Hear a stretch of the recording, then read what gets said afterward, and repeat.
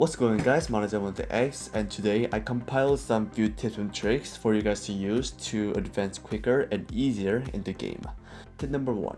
If you've been playing since 1.5.8 or before, then you can put 3 sewing tables. Number 2. You can make a statue with sewing tables by trapping yourself in between them. The statue itself doesn't have a purpose, but at least it kinda looks cool. Number 3. These are the zombies that you can sneak attack in the bunker.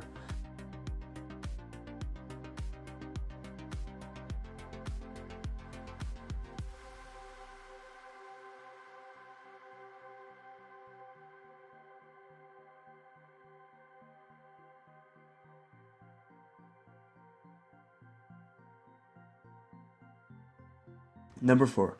Gathering all the Franja giants and killing them is faster than killing them one by one. You can stand here to bow them down. This is faster because after you kill one Franja giant, you don't have to go back to aggro another Franja giant. You can perform this trick 2 times in the bunker level 2. First being here,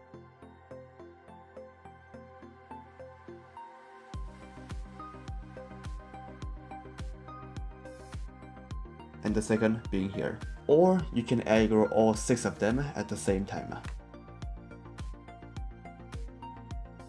After you've aggroed all of them, it is recommended that you gather all of the Franja giant here, and then you can bow them down. Number 5. Do not use horse feeders or bat thinking that it will block the horde. They will be able to penetrate through this object while you can't. Number 6. I bet you didn't know about this. We are going to talk about the probability of the zombies spawning in zones. There are 2 types of spawning that I want you guys to know. We are going to use the red zone as an example.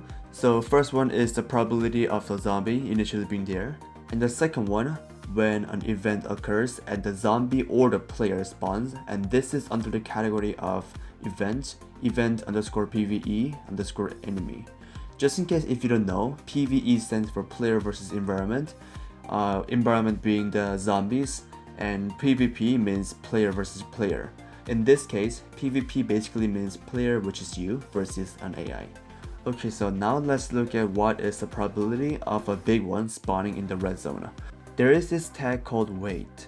This means the probability and they add up to 10, which is equivalent to 100%.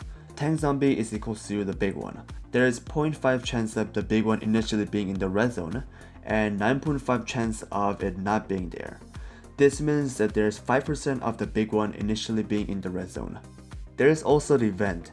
The event is called randomly and it could spawn either a zombie, which is PvE, and it could also spawn a player, which is PvP. Let's look at PvE. If the event PvE is called, which is 1.4 times more likely in comparison to an AI spawning, there is 5% chance of spawning the big one. And you must remember that this is different from the big one initially being in the zone. And just an FYI, this PvE event happens multiple times while you're in the red zone. Now let's look at the yellow zone. We do not see the big one spawning code in the initialization column, but we see something in the event column. It says there is 0.5 chance of big one spawning if the event PvE column is called. For the green zone, there is 3% chance of a floatable spawning in the zone, and there is 5% chance of a fast spider spawning in your house. Lastly, there is 100% chance of the big one initially being in the infected forest.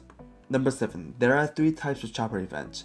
One is people hanging around, other one is the hostage, and the third one is a zombie horde.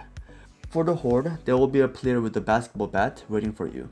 This event is either an ambush or an actual horde. Kill the player with the baseball bat no matter what, and then kill the rest of them. If you're lucky, there will be no zombie horde. If you're unlucky, then there could be a zombie horde. If so, then you can lure them to the bottom of the map and then you can go back to the choppers to loot them. You don't have to spend any bullets on zombies. If you're having trouble completing the chopper event, you can also use this tip. You can first aggro them, and then there is a high chance that if you re-enter the zone, then not all of them will attack you at the same time.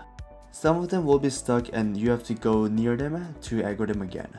This is helpful because if they all attack you at once, then you will lose your health faster and it increases the chance of you dying. Number 8. You should start collecting logs. This is Ask the Developers column in Russian, and somebody asked, can I put logs in the chest? And they said it is not for the chest, but it is for something else. You should start collecting logs and other items that are not worth it as of now because they could come in handy in the future. For example, signal amplifier, wires, flashlight, and whatnot. Number 9. There is a right way to use a road sign. You can use its range to an advantage on slow zombies such as slow biters. It doesn't work on franchise giants because the hit speed is too slow. The road sign is very useful with bloaters. You can hit the bloater once and then back away. Then you're going to hit it once more. At the second shot, the bloater will not be able to reach you because it is still doing its swing. You can save as much as 2 times more HPs by doing this trick. Number 10. You can make more than one electric generator. This means that there could be situations in the future updates that will require more generators. So that was it for today's video guys, and if you want more tips then I will be posting on this channel, so consider subscribing if you haven't already. Thank you for watching.